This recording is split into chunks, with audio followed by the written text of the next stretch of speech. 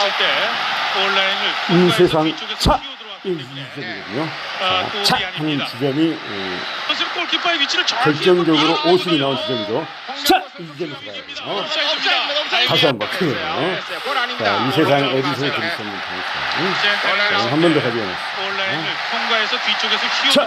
이 지점, 차 하는 지점이 50이 나온 지점이라는 거고요. 자, 저거는 온라인 아웃이 아니에요. 자, 이거는 차! 이 차 하는 지점에서는 옵사이드가 아니에요. 자세히 보시면. 그런데 제가 지금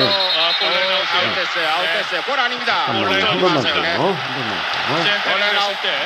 온라인을 통과해서 뒤쪽에서 자! 이 지점이죠. 자, 이 점이 센터링 올라왔거든요.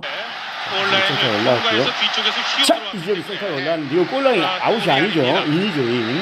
그런데 아웃이 전환이 됐어요. 그리고 자, 여기는 제가 잘 잡았네요. 아까 제가 그 골라인 아웃 지점에서는 잘 못 잡았어요. 잘 못 잡았어. 그런데 아마 타이밍상으로도 보면 저거는 그 지점에서 골라인 아웃은 볼이 그 라인에 조금만, 볼의 일부분가 조금만 걸쳐도 아웃 아니에요. 그런데 저거는 끝이, 그렇게 볼이 나머지는 다 나가고 끝이 조금만 걸쳐도 아웃이 아닌데, 호야킨 선수가 이 스페인전이거든요. 한일 월드컵. 이 스페인전에서 센터링 날렸던 그 장면은 볼이 나가서 끝도 아니고 들어온 인 상태에서 끝 정도 걸린 때 발이 들어온 거예요. 센터링이 올라온 거예요. 타이밍상. 제가 그걸 정확히 찍어줄 수도 있어요. 그런데 지금 그 스페인하고 한국 그 하이라이트 영상이 가로 버전, 그러니까 제가 옛날 가로 버전 때는 찍어 드렸는데 이 세로 버전, 가로 버전이 없네요. 하이라이트가 없네. 찾아봐도. 그래서 제가 부득이 이제 이 장면 세로 버전 이걸 가져왔는데 여기서도 타임상으로도 얼마나 볼 수 있어요. 그리고 이 결정적인 오심이거든요, 사실은. 근데 이 결정적인 오심이 서든데스에서 나왔어요. 그러니까 전반 후반도 아니고 전반 후반 연장전 끝나고 그 당시만 해도 서든데스였거든요. 골이 들어가면 그냥 게임 끝이에요. 그런 상황에서 나온 결정적 오심이기 때문에 또 제가 가지고 나온 거고요. 이것과 관련해서 그 전에 이거는 지금 한국과 스페인의 월드컵 8강전이거든요.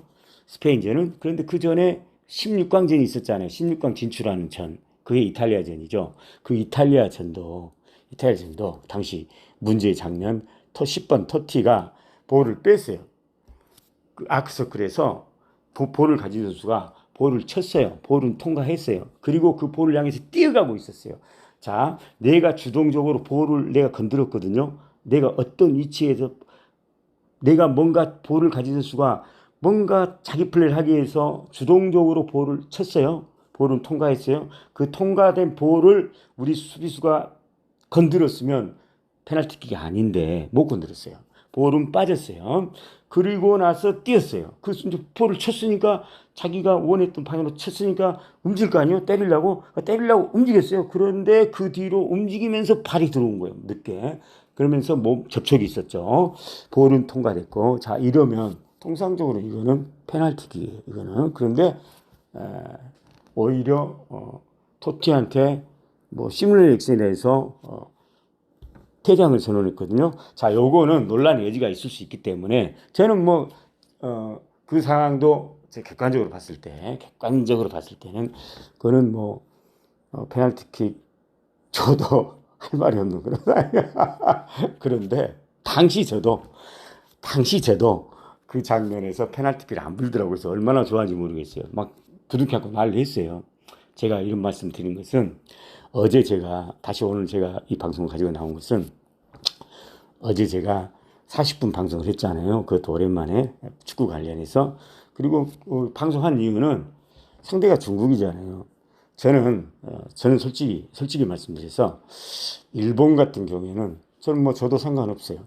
그리고 일본은 중국하고 저한테 일본과 중국이라 이 두 나라가 있는데 저한테는 일본은 저한테는 같은 그 혈통은 속일 수 없잖아요. 그래서 일본한테 지고 이거나 그렇게 감정 없어요. 그렇지만 오히려 저는 한국 말고 일본이 뭐 월드컵 같은 데서 스페인하고 뭐 싸우거나 할 때 저는 일본을 응원하는 사람이에요. 저는 다른 사람 달라요. 저는 그런 면에서 아마 대부분의 한국 사람들은 일본과 뭐 브라질 뭐 일본 뭐 할 때 일본 졌으면 할 거예요. 근데 저는 반대입니다. 왜냐? 혈통적 관점에서 일본은 어쩔 수 없는 빼도 박을 수 없는 고대 우리 조상들이 일본으로 가서 세운 나라거든요. 이거는 고대 고대 역사에 대해서 조금만 깊이 있게 들어가신 분들은 아마 제 마음을 제 주장을 아마 인정하실 것 같아요. 백제가 신라에 의해서 멸망해서 그 소식이 일본에 전해진 적이 있었어요.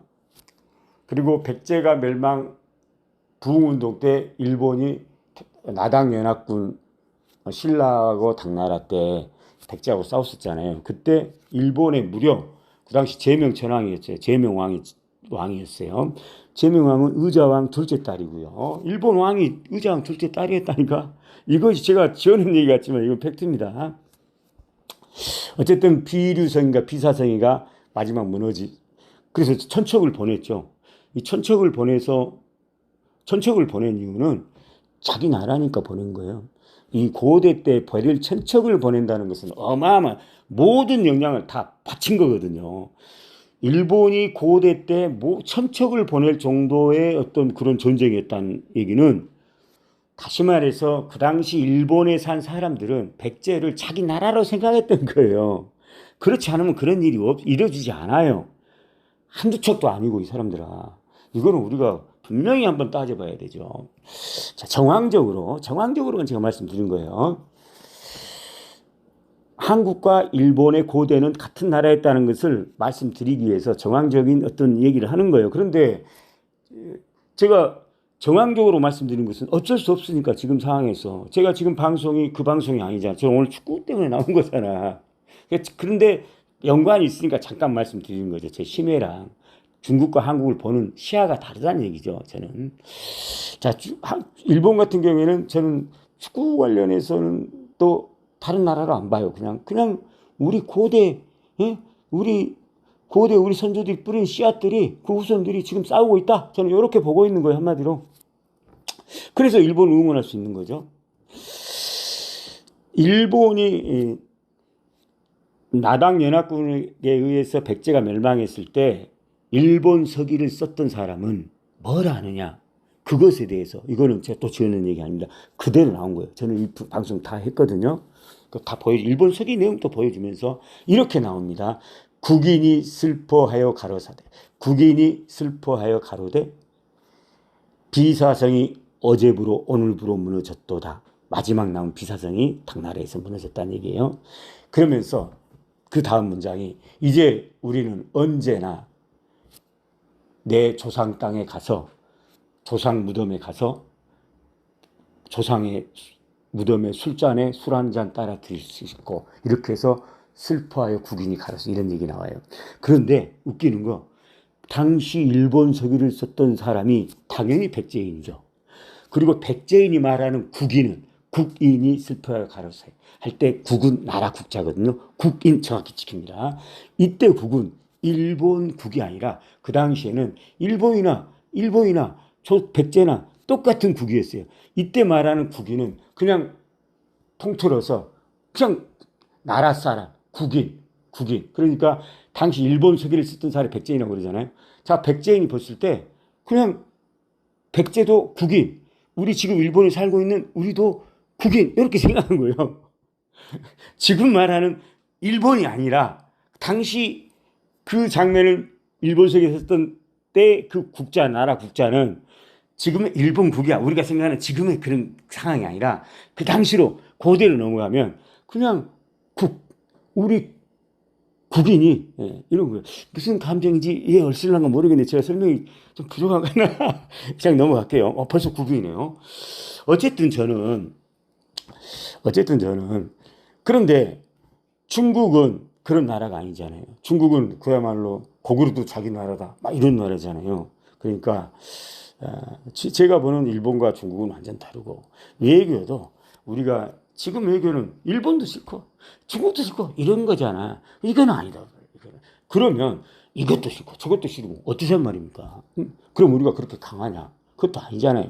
현명하게 상황에 맞게 얘기도 해야 되잖아요. 자, 그런 면에서 지금의 한일 관계는 분명히 문제가 있다는 선에서만 제가 말씀드리고, 자, 그러면 저는 왜 또 이 부분에 대해서 제가 서두에도 잠깐 말씀드렸잖아요. 조금만 깊이 있게 고대를 좀 공부하는 사람들은 고대만큼은 한국과 일본은 하나예요. 다른 민족이 아니야.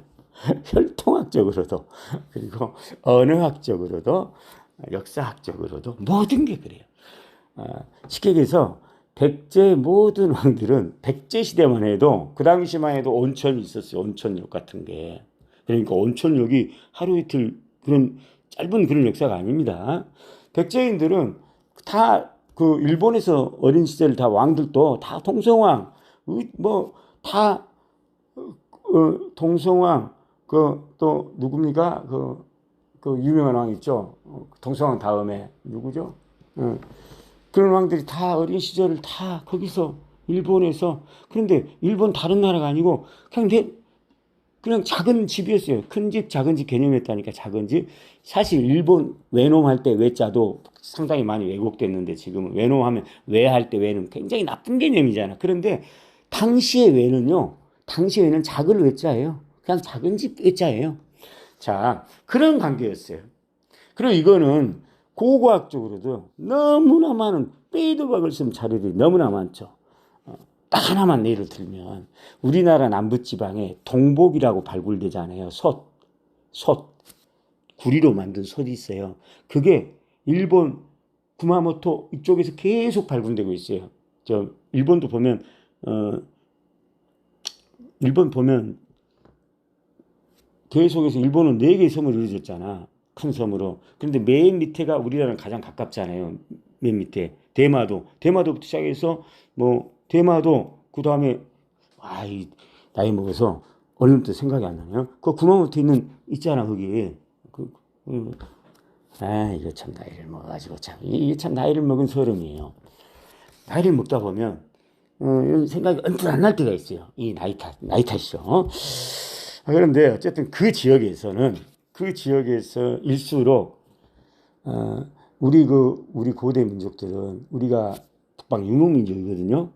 자, 유목민족이 지금 한반도로 내려왔어요. 그러면서 내려와서 다시 대마도를 거쳐서 일본으로 이렇게 이주했어요. 우리 한국과 일본의 역사를 보면 그걸 증명할 수 있는 게 많아요. 그리고 지금 그 중에 빼도 박을 수 없는 것은 역시 우리 민족 특유의 어떤 그 하나의 그 물품이 하나 있었어요. 그러니까 우리 선조들은 북방 유목민족 시절에 이동을 해야 되잖아요. 이동을. 그래서 늘 그 안장에 걸친 동복이라고 있어요. 이거는 솥인데 독특한 솥이에요. 걸 수 있는 솥. 위에 입구 쪽에 고리가 있는 솥. 구리로 만든 솥. 둥그런 솥이 있어요. 이거는 굉장히 필수품이었어요. 왜냐하면 이동을 해야 되니까. 솥은 다른 것들은 현지 조달도 가능한데 솥만큼 꼭 가져가야 되잖아요. 이 솥은 중요한 거잖아요. 어디 가서 여기 있다가 저쪽에 이동하는데 솥을 반드시 걸쳐서 뭔가 먹어야 되잖아. 하루에 3끼를 먹는데 반드시 바로 배가 고프죠. 그러니까 먹어야 되니까 솥은 반드시 필요했죠. 그래서 늘 이걸 이동해서 말 안장에다. 그런데 유일한 민족이에요. 그걸 가지고 있었던 유일한 민족. 기마 민족 중에서도 저쪽에 가나안 쪽에 유대 쪽들은 그걸 안 가지고 다녔어요. 다른 거예요. 그런데 우리만 그랬어요. 그런데 그 유물이 우리나라 한반도하고 일본 쪽에서 계속 발굴되고 있어요. 그건 뭐더라도 두 나라는 같은 고대만큼. 물론 지금에 와서는 일본대로 죄가 많으니까 저질러서는 안 될 놈들이죠. 알고 보면. 임진왜란도 이렇게 해서는 안 됐죠. 그런데 이상한 새끼가 나와가지고 또라이 같은 놈이 나와가지고 정말 그리고 또 반대했어요. 그걸 아는 사람들이 그 당시만 해도 많았어요. 일본과 한국의 관계에 대해서 그 당시 사람들만 해도 다 알았어요. 심지어는 별일도 다 있었어요. 제가 일일이 말씀드리거든요. 임진왜란도 풍신수길이가 쓸데없이 뭐 말도 안 되는 짓을 하려고 그랬을 때 정말 그 밑에 있는 장수들이 대부분 다 그거는 말도 안 됩니다 하고 그런 시절도 있었고요. 그때만 해도 참 그랬었는데 양국 관계가 임진왜란 이후로 인해서 참 가슴 아픈 사건 있었죠. 이후로 인해서 너무나 많은 일본이 잘못을 저질렀잖아. 해서는 안 될 짓을 했었잖아요. 그래서 이제 일본은 일본대로, 한국은 한국대로, 한국 사람들은 그런 기억이, 아픈 기억이 있어서 일본 하면 완전 뭐 그야말로 같은 하늘 배경으로 살 수 없는 그런 놈들이죠. 원수죠, 원수.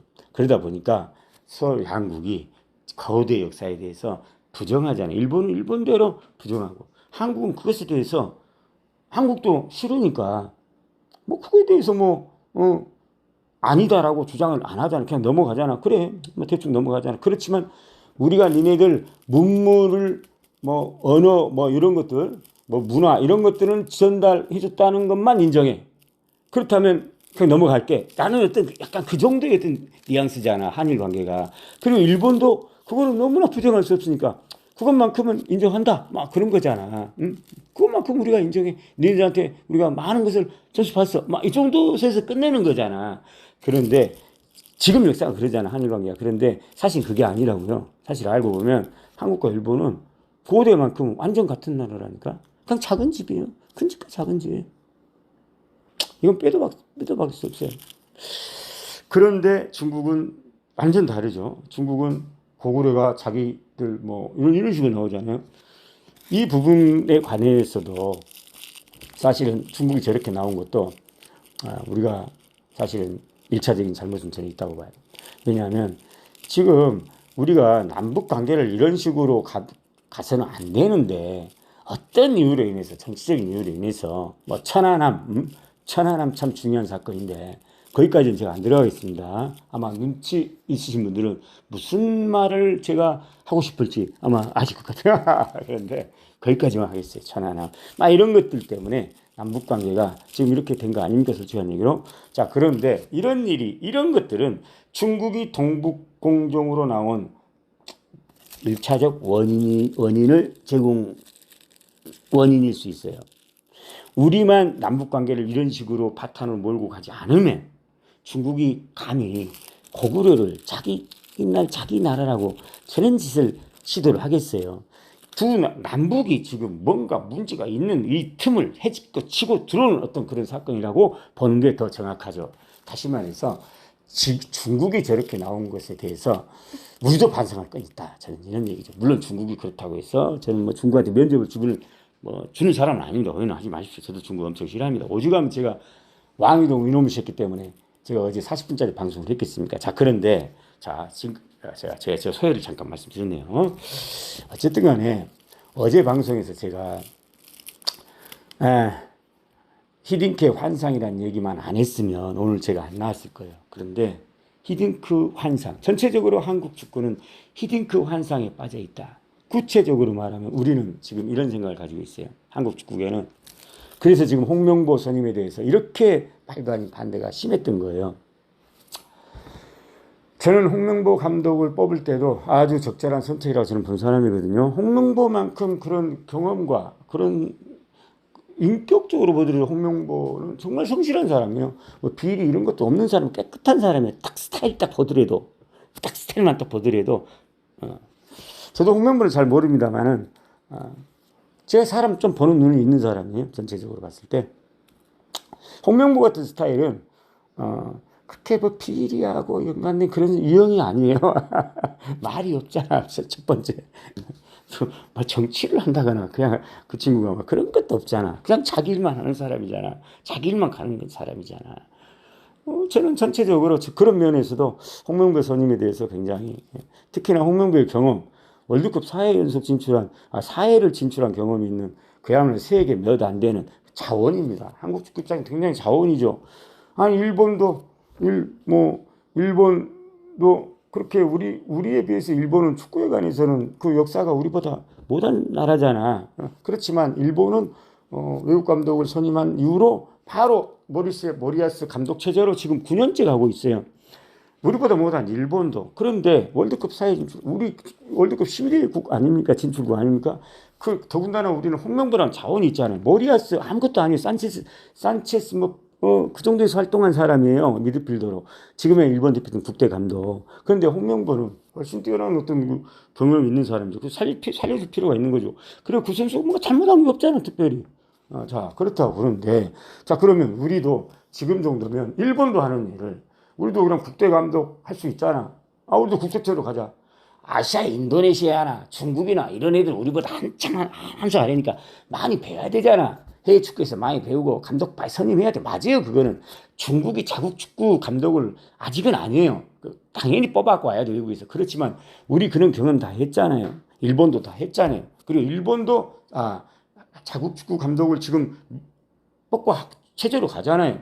장점이 많으니까 자국 축구 감독이. 자, 그러니까 일본도 하는 일을 왜 우리는 못합니까? 저는 그래서 그 부분도 왜 우리는 일본은 저렇게 자국 축구 감독을 체제로 자신있게 저렇게 가는데 왜 우리는 아직도 외국인 감독, 우리는 스스로 우리 감독을 못할 거야. 이런 어떤 부정적인, 이런 생각은 이거는 결국 사대주의 근성이다. 저는 우리 민족이 그런 부분이 있어요. 우리 민족이 참 단점이 뭐냐면 첫 번째, 자기보다 강할 때는 사대하고 자기보다 약할 때는 업신여기는, 이게 참 단점이에요. 우리 민족 전체적으로. 두 번째는 그렇지만 우리 민족이 장점도 많습니다. 말이 나왔기 때문에 단점 얘기하는 거예요. 오해는 하지 마세요. 저는 우리 한민족을 굉장히 높게 평가하고 있어요. DNA적인 측면에서, 혈통적인 측면에서도. 다만 정치가 개판이라는 얘기죠. 정치만 잘하면 돼요. 그렇지만 너무나 안타까워, 이 부분은. 그래서 또 제가 말씀 자꾸 드리는 거고. 자, 두 가지 장점은, 두 번째는 어떤 사실에 대해서 우리 민족은 객관적이고 합리적이고 냉철하게 판단하지 않고 휩쓸리는 경향이 너무나 많은 민족이에요. 그거는 DNA적인 측면이 강해요. 원래 기마 민족 한쪽으로 막 이동하잖아. 한쪽으로 슉 이동하잖아. 이렇게 어떤 집단을 위해서. 그래서 그런 DNA가 있는 것 같아요. 한쪽으로 쏠리는 전체가. 자, 지난 축구 사태 때 클린스만 또는 정몽규 또는 홍명보 몰아내는 다 이런 부분도 유튜브에 의해서 일부 유튜브가 제기한 이 부분에 대해서 냉철하게 판단하지 않고 한쪽으로 휩쓸린 경향이 너무 심해요. 그러다 보니까 지금 정몽규 몰아내 아직도 그런 얘기하고 있어요. 그런데 정작 축구인들은 그래도 좀 냉철하잖아. 전문가들이잖아.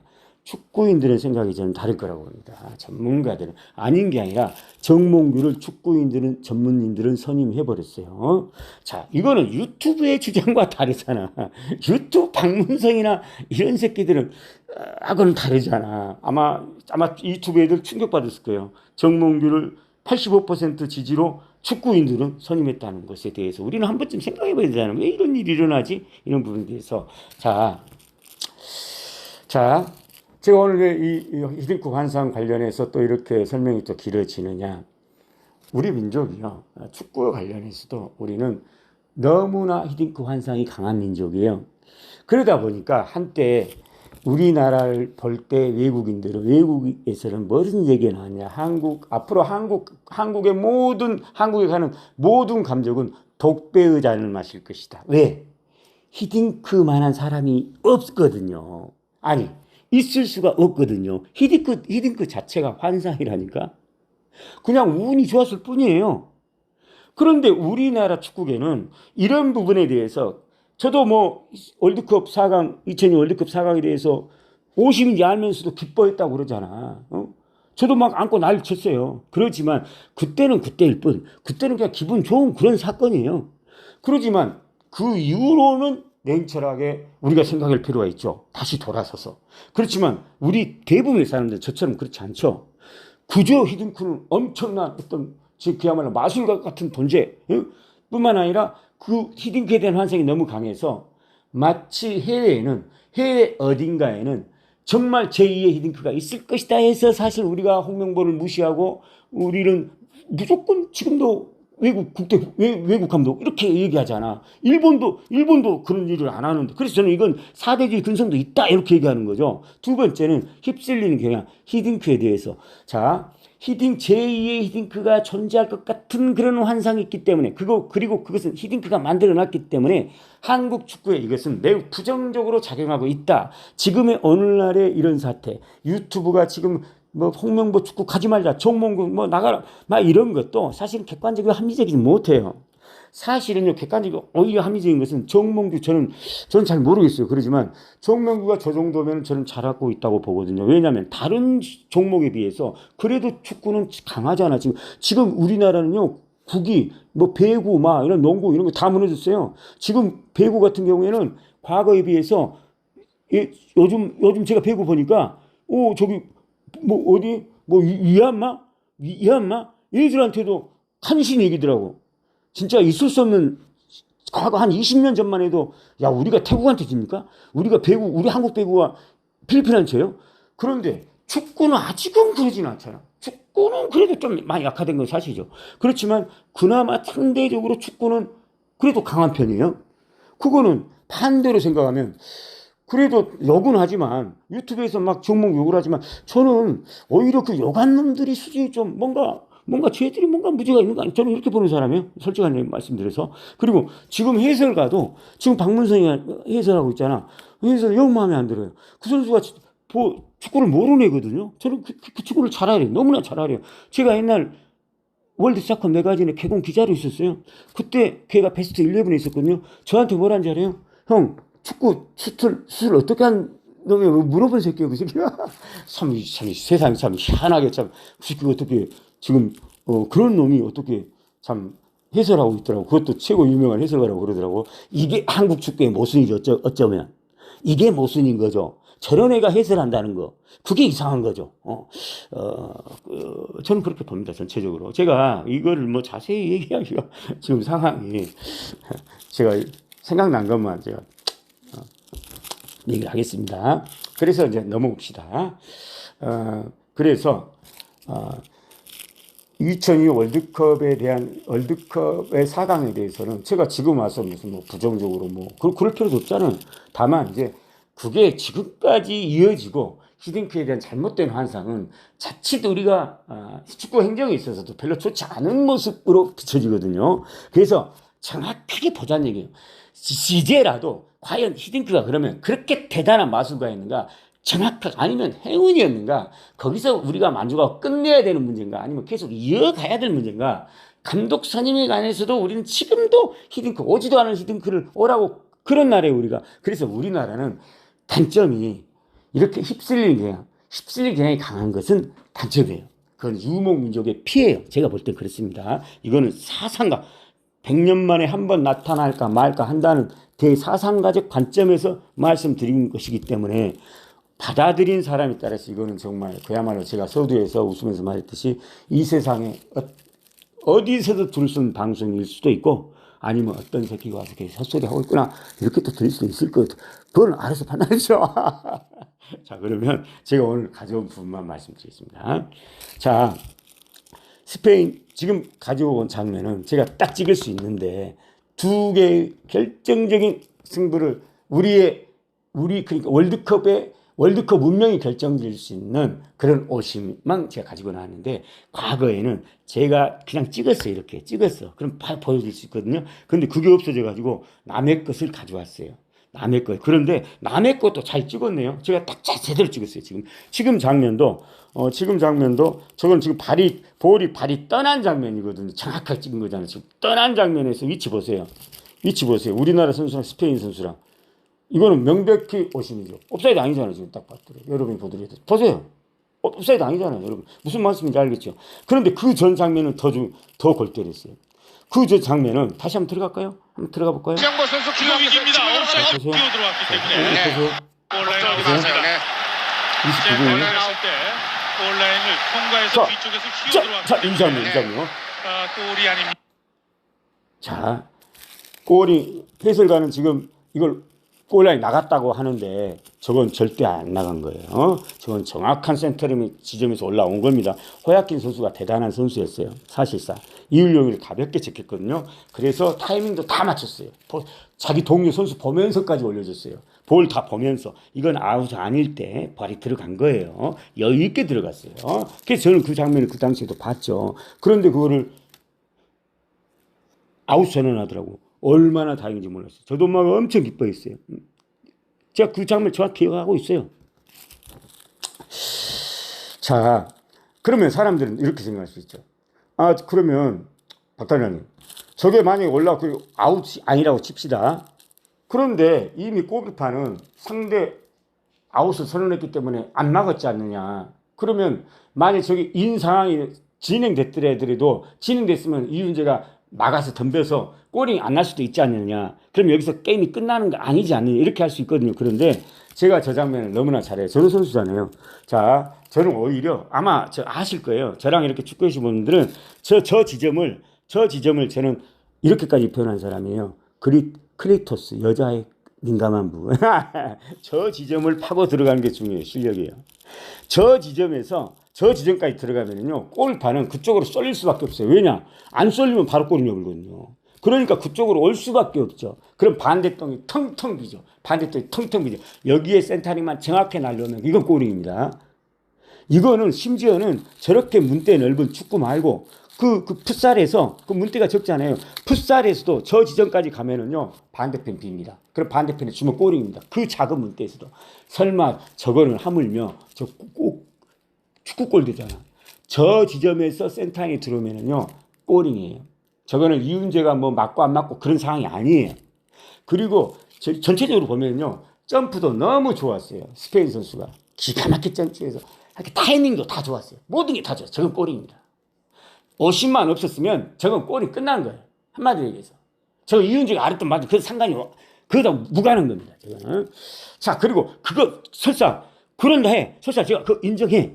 그런데도 그럼 그 두 번째 바로 장면에서 저거는 명백한 또 오심이 또 나오죠. 저거는 옵사이드가 아니에요. 여러분 보시잖아요. 저는 골키퍼의 위치를 정확히 읽고 자, 제가 이 지점. 아는 지점에서는 옵사이드 아니었어요. 옵사이드예요. 다행이에요. 그런데 또 옵사이드예요. 이런 부분을 우리는 맹철하게 지금이라도 좀 아이크로가 있어요. 국민들이. 그래서 자, 여기 보세요. 저 보세요. 아웃됐어요. 골 아닙니다. 정확한 상황. 정확한 골입니다. 골은 아웃이 아니잖아. 쳐줘. 보세요. 자, 그래서 저는 여기서 보실게요. 자, 제 말씀하고 끝내겠습니다. 그래서 제가 이 반성 가지고 또 보고 또 그 전에 또 제가 한일 뭐 역사 백제 뭐 이런 뭐 쓸데없는 얘기는 아닙니다. 사실은 우리가 한일 관계를 이런 식으로 가서는 안 된다는 안타까운 차원에서 말씀드린 것이고, 그리고 우리가 좀 고대 역사를 좀 깊이 들어가면 뭐 그뿐만 아니죠. 그러니까 한마디로 일본은요 언어학적으로 저는 여러 가지 각도에서 제가 분석하는 사람이에요. 언어학적으로도 일본과 우리나라 말은 똑같은 말이에요, 여러분들. 시간이 지나서 단어가 변경됐어요. 타바코가 담배로 변경되듯이. 그렇지만 일본의 지금 그 어디죠? 거기가 대마도 말고 대마도 바로 옆에 참나 아직도 생각 안 나네. 아까 초반에 생각 안 났죠. 참 골 때리네 진짜. 야, 이렇게 일본학 제가 사실 박사인데 박사급 이상인데 제가 그 섬이 생각 안 나니 환장을 넣었어요. 제가 아침이거든요. 아침에서 그러나. 그런데 거기 가면은요, 그러니까 두 나라의 고대 사람들이 쓰는 언어 지금도 많이 해요. 예를 들면 닷대. 막 이렇게 예를 들면 호리 방패 일본 그 새끼들은 그 지방은 방패를 호리라고 그래요. 그리고 방패를 닷대라고 그러고 창을 호리라고 그래요. 그런데 이 호리 닷대는요 우리 북방 민족이 쓰던 그 언어예요. 우리는 당시 북방에서 우리가 유목 생활할 때는 방패를 다대 이랬어요. 예를 들면 이게 삼국이 당나라랑 이제 연합하고 통일하면서 우리가 급속도로 중국화된 거예요. 언어학적인 측면에서는. 그래서 그 당시에 우리 조상들이 고구려 시대, 고조선 시대에 썼던 그 순수한 우리 언어가 싹 사라지면서 한문으로 다 대체돼요. 그게 바로 삼국 통일 이후 그런 시대예요. 참 이게 역사 참 깊은 얘기 내용입니다, 여러분들. 이걸 새겨드려야 돼요. 이런 방송, 제가 이런 방송을 하기 때문에 이 세상에 어디서도 들을 수 없는 방송을 제가 자신 있게 말씀드리는 겁니다. 오늘 제가 뭐 쓸데없는 방송, 축구와 관련한 다른 방송인데 이왕 묻혔으니까 좀 더 할게요, 제가. 들으면 아마 뼈가 되고 살이 될 수 있어요. 우리 민족은요, 우리 민족 고유의 언어가 당연히 있었어요. 동서남북도 다 있었어요. 지금은 동서남북이라고 그러잖아. 그런데 우리는 다 있었어요. 동쪽을 우리 민족이 그렇게 대단했던 우리 조상들이 그 북방을 호령했던 우리 그 예맥족이라고 그러죠. 우리 언어 하나 없었을 것 같아요, 여러분들. 아니, 있었어요. 그러지만 이게 다 사라진 거죠. 그 중에 대표적인 것만 제가 말씀드리는 겁니다. 자, 그럼 왜 일본의 지금 그쪽 지방에서 방패를 다 떼라고 그러는데 우리는 방패라고 그러잖아. 방패는 한자라니까, 이 사람들아. 그런데 우리 방패 전에 우리 언어가 있었더니 그게 다 되라니까. 왜 그런지요? 제가 증명할 수 있어요. 우리 고대어 중에서 고려시대 때요. 우리 그런 얘기도 하잖아. 우리 그렇게 얘기하잖아. 지금도 다가 우리나라 순말이거든요. 대 순말이거든요. 여기 순말도 있어요. 자, 방패는 다 대란 얘기야, 한마디로. 여기 다 대란 얘기예요. 창이 들어오면 안 찔리게 다 대. 그래서 우리가 다 대라고 그랬던 거예요. 그런데 우리는 이게 사라졌잖아요. 그런데 일본에서는 방패 지금도 다 대라고 그래요. 조금 강화됐어요. 다대가 다 대로. 자, 이런 식의 변천에 있어요. 그렇지만 어쨌든 간에 일본은 우리나라처럼 뭐 중국한테 지배를 받았거나 몽고한테 지배를 받았거나 그런 적이 없잖아. 그러니까 쉽게 말해서 고대어만큼은 우리나라보다 일본에 많이 남아있어요. 그것만큼 우리가 알아줘야 돼요. 이런 게 있어요. 예를 들면 곰도 우리는요. 곰. 우리는 옛날에 우리는 곰은 거의 비슷하게 남아있네요. 곰도 중요하잖아요. 곰 우리나라 옛날에는요. 고마라고 그랬어요. 곰을 우리 그러니까 원래 조상들은요. 곰을 고마라고 그랬어요. 북방 유목 시절에 살 때는 곰을 고마라고 했어. 호랑이를 뭐라 하지? 호라라고 그랬어. 호랑이를 호라. 자, 이렇게 있어요. 그런데 이게 변천된 거잖아. 그런데 골 때린 거. 일본은 뭐라 하는지 예를 들면 자, 호랑이 뭐라 하는지 호라 거의 비슷해요. 도라라고 그래요. 도라. 곰 뭐라요? 우리는 곰은 거의 비슷하죠. 원래는 고마라고 그랬죠. 일본에서는 곰을요. 구마라고 그래요. 얼마나 비슷해요, 여러분들. 그런데 이 세상에 어느 나라에서 이렇게 비슷한 언어가 있어요? 없잖아요. 더군다나 우리는 세계 유일하게 두 나라만이 관계대명사가 없어요. 첨가 대신 첨가라든가 이런 것들이 발달되어 있죠. 구조가 똑같다는 얘기예요. 언어 구조가 똑같다는 얘기예요. 자, 관계대명사가 없다는 얘기 무슨 얘기예요? 무슨 얘기를 할 때 내가 뭔 얘기하면서 하면서 뒤에서 설명하잖아요. 영어는. 다른 나라 언어는 뒤에서 이렇게. 우리는요. 그런 식으로 I am 누구 who 하면서 이렇게 설명하잖아. 그럼 바로 화살 바로 나갑니다. 우리는 유목민족이에요. 엄청나게 급한 성격의 민족이에요. 그리고 활이 너무 정확해요. 우리가 그 활이 장난 아니에요. 그 솜씨가. 우리 유목민족이 과거 그렇게 옛날 우리 그 고대 우리 조상의 시절에 제가 상상해서 들어가는 거예요. 자, 그때 어디 가서 너 누구야? 자, 했을 때 나는 누구다. 누구의 아들이다. 이렇게 얘기하면요. 바로 화살, 이 새끼 바로 화살 말이에요. 그러니까 우리는 빨리빨리 얘기해야 돼요. 내가 누구라는 것을 관계대명사로 수식했다가는 큰일 나요. 우리는 빨리빨리 관계대명사 없이 빨리빨리 나는 누구의 내 조상이 누구의 나는 두 번째 아들 이런 식으로 얘기해야 돼. 그래야 그래 그러면서 화살을 당겼다가도 그래 일단 놓고 그러네. 그럼 너는 어디서 왜 여기 왜 왔어? 그러면 또 목적을 빨리 얘기해 돼. 그래서 우리는 목적을 앞에 쓰는 거예요. 목적 나중에 영어처럼 목적 뒤로 얘기하면 바로 또 맞아요. 자, 이런 어떤 유목민족의 특성을 가지고 있는 언어가 지금 우리 언어예요. 그런데 이 언어가 바로 일본에서도 똑같은 언어죠.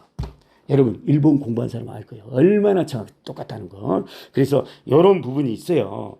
이런 부분 저런 부분 해서 제가 오늘 조금 축구도 관련해서 겸사겸사해서 히든케 환상은 분명히 환상이잖아요.